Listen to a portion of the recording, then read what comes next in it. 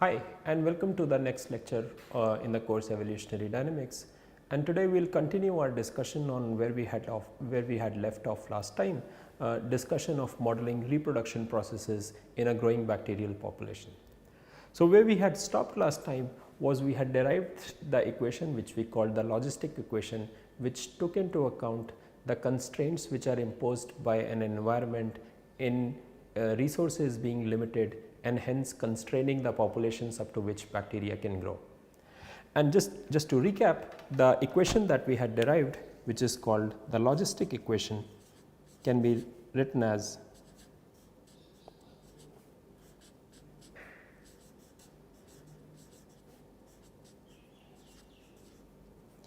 dN by dt,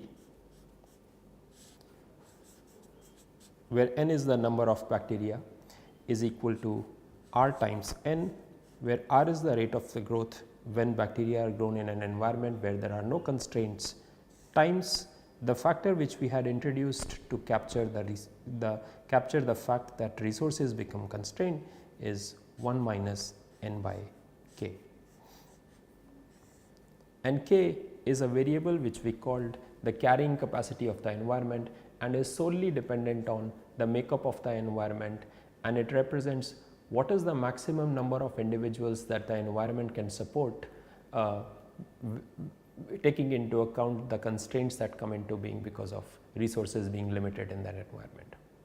And now coming back to that equation and continuing from where we had left off last time, we will start by analyzing what are the steady states of this system, what are the steady states associated with the equation that the system that this equation represents. So, steady state of a system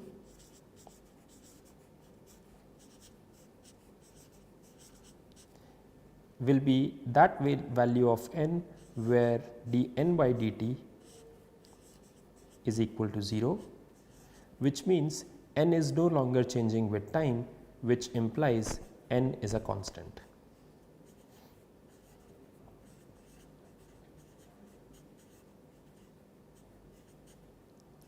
With time.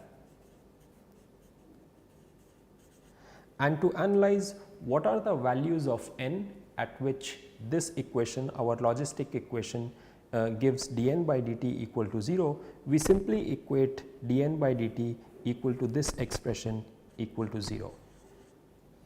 And what we get is that this condition is met for two values of n. First is when n is itself equal to 0, and the second one is when n is equal to k. The first condition, n equal to 0, makes this whole expression 0 because this n is equal to 0. So, we have a positive factor times 0 equals 0, and the second steady state n is equal to k makes this factor inside the bracket equal to 0. So, if we have r times n times 1 minus 1, which is 0, equal to 0. And what do these, we will next continue and understand what do these two steady states physically mean. The first one, n equal to 0, implies that there are no individuals. The first one, n equal to 0, implies that there are no individuals in the population.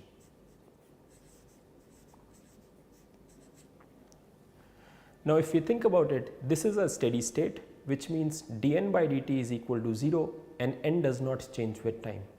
And this makes intuitive sense, because if there are no bacteria in the tube, then you do not expect the number of bacteria in the tube to change. N is equal to 0 to begin with, that means no bacteria, the culture media that we are talking about is free of bacteria, and that will remain to be the case because there is no bacteria to initiate the process of growth. So, this is a steady state. The other steady state, n is equal to k, represents the case when number of bacteria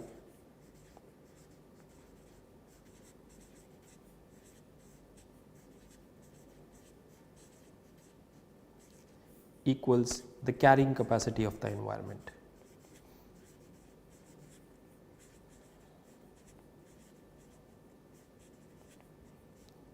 Which means we are defining an environment whose carrying capacity is k. That means k is the maximum number of individuals that the environment can support, and if we have a situation where the bacterial population has gone up to the numbers where the number of individuals is now k, the environment is no longer capable of supporting any more growth because its carrying capacity is k, and hence bacterial growth halts and the number of bacteria in that environment is limited to k. So, these are intuitively, these two situations intuitively make sense, that if we are operating in a case where n is equal to 0, no bacteria, or the other case where n is equal to k, we are operating at number of bacteria equal to carrying capacity of the environment, we should not see any change in numbers associated with the bacterium. So, these two steady states which we arrive at mathematically from the logistic equation also make biological sense in the context that we are talking about of bacterial growth in a test tube. But what we want to do now is take one step further and analyze the dynamical properties of these two steady states, and in particular we are interested in a concept called stability of these two steady states. So, to understand that, let us develop our equation a little bit further. So, our logistic equation is dN by dt is equal to Rn times 1 minus n by k. We can see that the right hand side is a function of the variable n and two constants which are r and k. R is a constant which is associated with the species of the bacteria that we are dealing with, because it represents the rate at which that species grows, and k is associated with the environment in which this experiment is taking place, because it represents what is the maximum number of individuals that the environment can support. So, what we are going to do is try and do a sketch of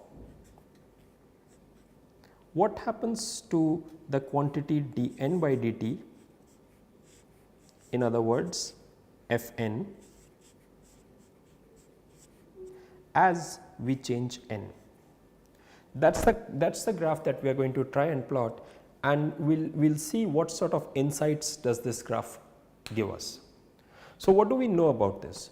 We know that when n is equal to 0, Fn is equal to 0. So, we know that when at n equal to 0, Fn is equal to 0. We also know from our steady state analysis that at n equal to k, Fn dN by dt is again equal to 0. So, when we plug n equal to k, we know that Fn is again equal to 0. So, we want to plot dN by dt as n is changed, and we know the two starting points, that n equal to 0 and n equal to k give me the value of Fn as 0. Now, to plot this graph, we can simplify, open the brackets associated with this equation and write this as Rn minus Rn square by k, which represents a parabola.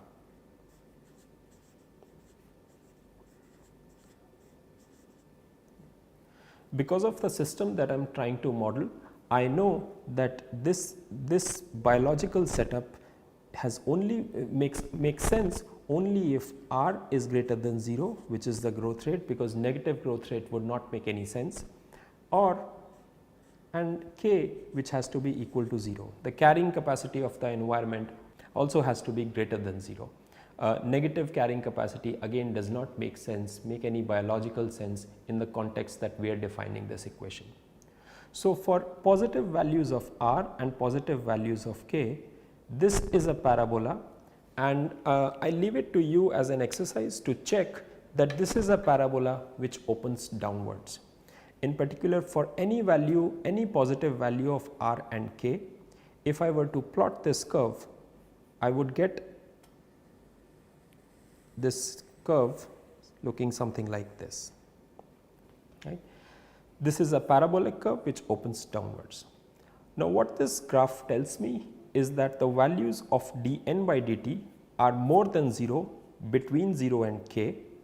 For any value of n between 0 and k, the value of dN by dt is greater than 0. For any value of n which is greater than k, the value of dN by dt is less than 0, and for any value of n which is less than 0, dn by dt is again less than 0. Now, because we are talking populations and n is the number of individuals, value of n less than 0 does not make any physical sense. So, we are going to ignore this part of the graph and only focus on positive values of n. So, let us see. So far what has this graph told us? That we can partition this into two sections.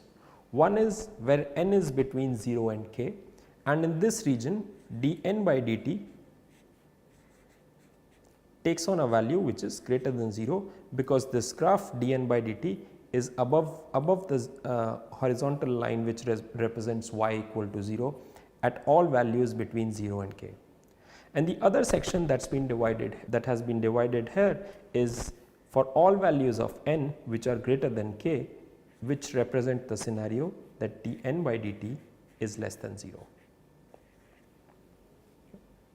So, what does this tell us? What this tells us is the fact that when n is greater than 0, n is between 0 and k, or we are lying in this window, dn by dt is positive, and dn by dt being positive implies that n increases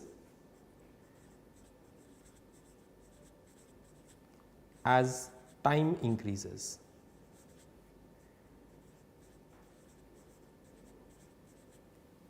That is the physical meaning which is associated with dn by dt being greater than 0. On the other hand, dn by dt less than 0 implies that n decreases as time increases.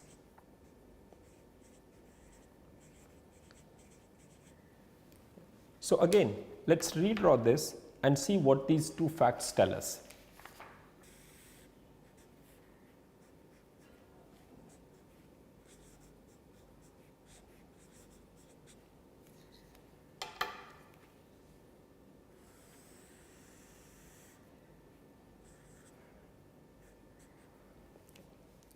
Now, my two steady states associated with the system are n equal to 0 and n is equal to k. And now we are going to define a concept which is called stability of a steady state. What does stability mean?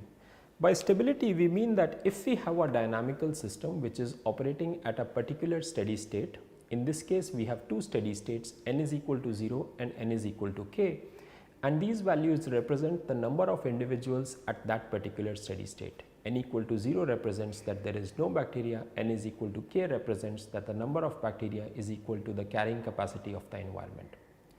Now, we know that these are steady states, but we do not know if these are stable steady states or unstable steady states, which brings us to this concept of stability, and we say that a steady state is stable if upon introduction of a disturbance to the environment, the system comes back to that steady state.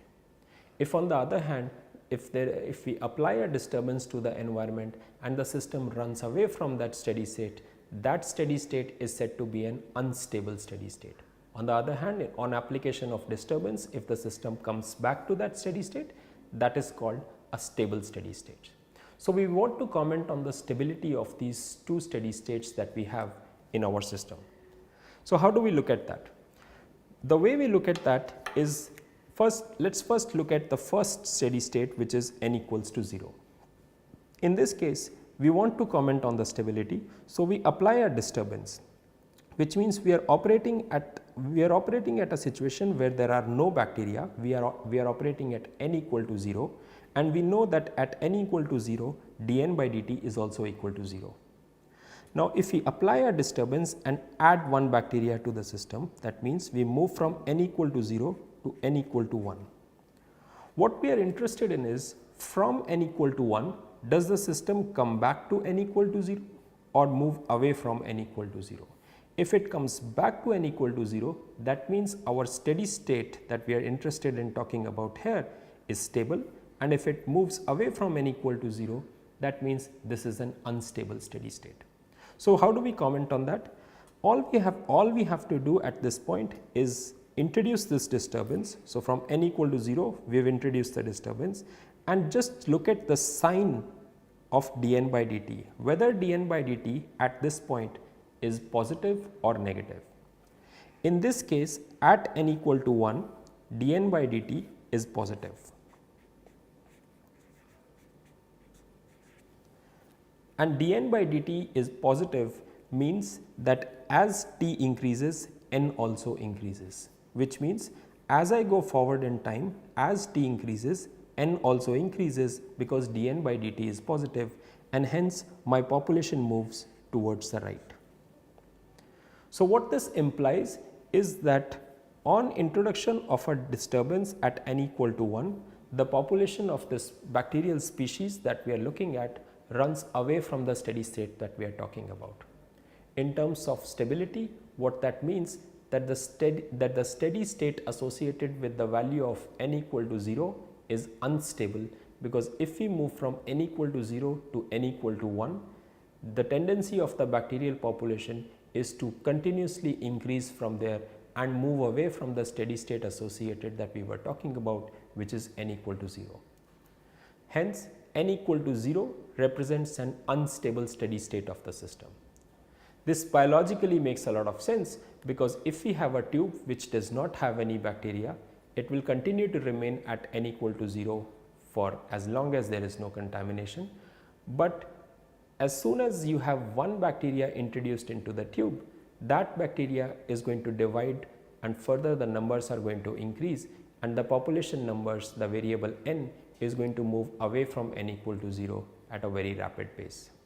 Hence, our first steady state n equal to 0 is an unstable steady state.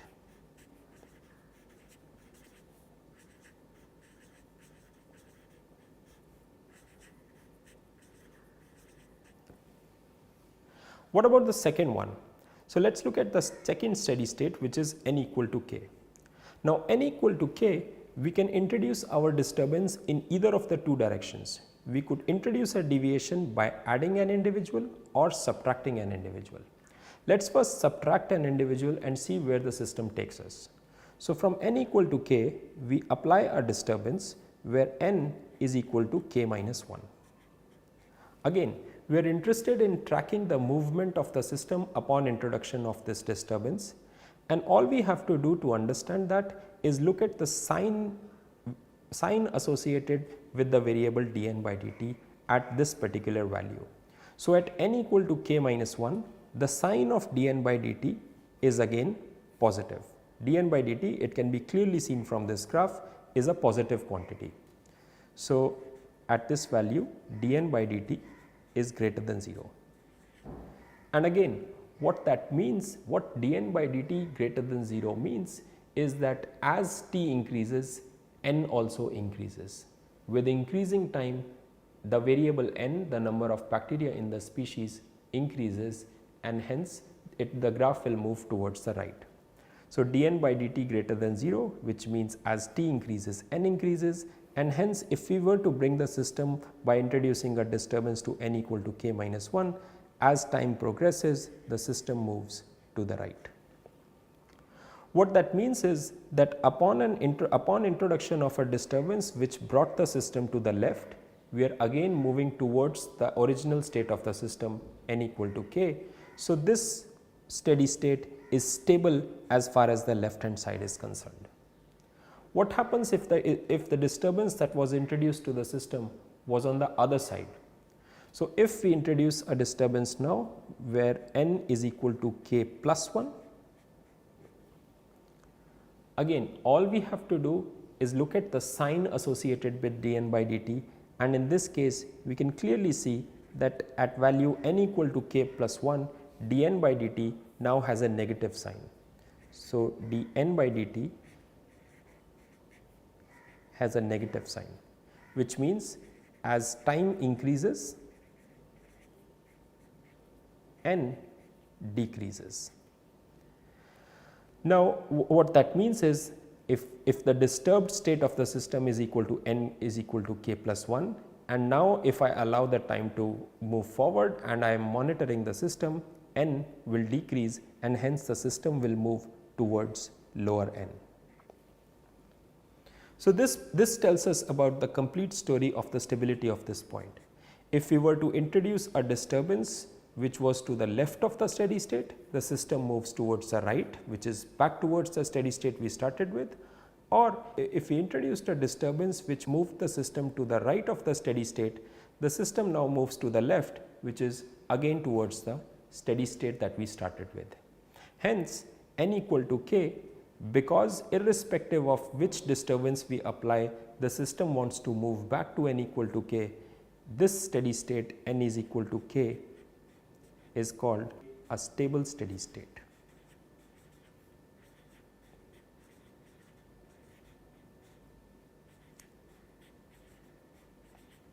In the context of bacterial growth, let us try and understand these two steady states with again going back to the example that we had discussed in last class, growth of bacteria in a test tube.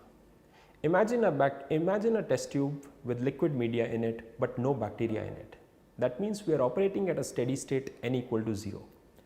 Now, for as long as we do not introduce any bacteria into the system, the population size remains at n equal to 0. That means we are operating at the steady state n equal to 0. But as soon as we introduce one single bacterium into the system, that bacterium is going to start replicating and take over the entire population, entire liquid media, and the numbers of the bacteria in the test tube are going to keep on going up. But the numbers will not keep on going up forever, as we saw in the last two lectures, but will be constrained by the environment that this growth is taking place in. And that constraint is represented by the variable k, which is the carrying capacity in our model, and hence the population growth will eventually stop at a situation where bacterial numbers are equal to k, which represents the stable steady state associated with our system. So, that is the analysis of stability of the system. Let us also analyze the stability of the simpler system that we had talked about, what we had started with, where we had not taken into account resource limitation, and see what that tells us. So, if you remember from the last lecture, that the differential calculus model that we started with, where resource limitation was not taken into account, was dn by dt equals Rn. And now the Fn, the right hand side is simply a linear function Rn, and all I am going to do now is plot n against f of n.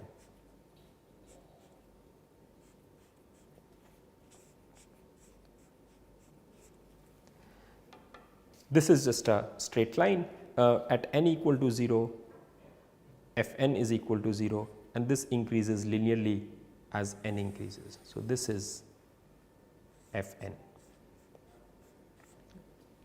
As you can see, the steady states are those points where Fn curve meets the Fn equal to 0, the x axis line. And in this graph, there is only one point where x axis and the curve Fn meet, which is this point n equal to 0. Again, because we are talking populations, we are only interested in positive values of n. Negative number of individuals of a species does not make any biological sense, and hence we are only going to introduce a deviation which is to the right of the system.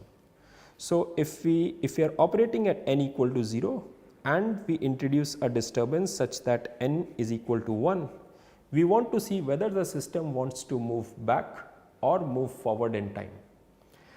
So, we introduce this deviation n equal to 1, and now to decide whether the system is moving to the left or the right, all we have to do is look at the sign associated with Fn at n equal to 1, which in this case is positive. So, Fn or dn by dt at n equal to 1 are both greater than 0. dn by dt greater than 0 means that the system will move towards the right. As t increases, n will also increase, and hence the system moves towards the right. And as we saw in our last lecture, the number of bacteria in the population keeps on increasing towards infinity, and it never halts. And because this Fn curve never meets the x axis, this movement towards the right never stops, and the bacterial population moves toward infinity. What that means, that the only steady state associated with the model that we had developed last time is n equal to 0, which is an unstable steady state.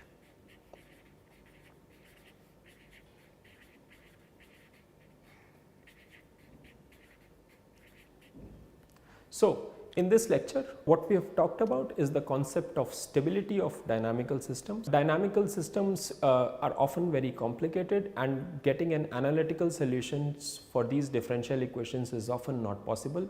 By using this approach, we can simply analyze the dynamics by commenting on the quality of the steady states, whether they are stable or unstable in nature, in the sense that upon introduction of a disturbance, do systems want to come back to these steady states, or do systems want to run away from these steady states. And these have biological implications, and this math can be related very nicely to how we understand biological systems to perform. So, let us stop here and we will continue this discussion in the next lecture. Thank you.